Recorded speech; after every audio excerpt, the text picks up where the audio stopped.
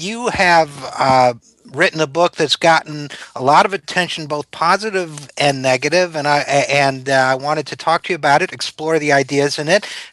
First of all, tell us a little bit about Death is Wrong. Sure.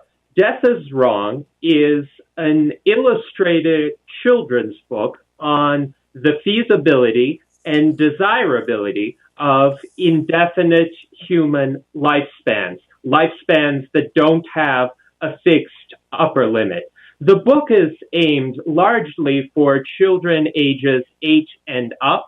I think some precocious younger children would also find the book to be very interesting and beneficial and motivating. It's also a good primer on indefinite life extension and the recent scientific advances with regard to it for teenagers and adults who are seeking a concise introduction to the idea.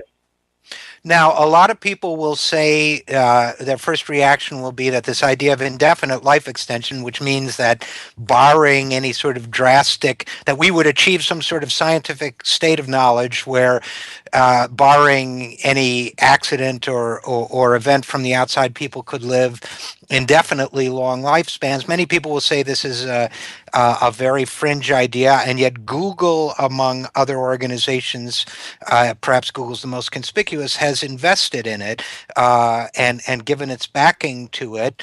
I would say, you're free to disagree, probably the standard scientific and medical community has not embraced it as a practical idea at this point, but it's certainly being explored. And why is this a good thing? Why is this something that children or anybody else should aspire to? It's a good thing because life is good, and the life of every single individual who hasn't committed extraordinary amounts of harm is precious. It's a whole internal universe of thoughts, sensations, feelings, aspirations, memories, and to have it all be snuffed out, to have all of that be irreplaceably gone, not just to others, but also to oneself from the standpoint of one's own experience, to me is a great moral travesty. Historically, of course, our technological means to combat it have been very limited, but that may change within the next several decades. You mentioned Google's Calico initiative, which is very encouraging.